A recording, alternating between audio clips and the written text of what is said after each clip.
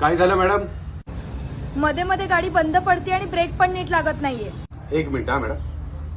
हे प्रथमेश, बघ जरा काय आलंय.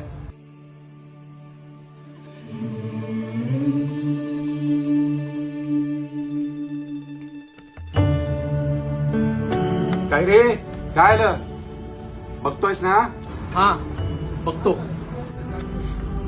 काय प्रॉब्लेम झालाय? गाडी मध्ये मध्ये बंद पडते आणि ब्रेकचं पण बघ जरा.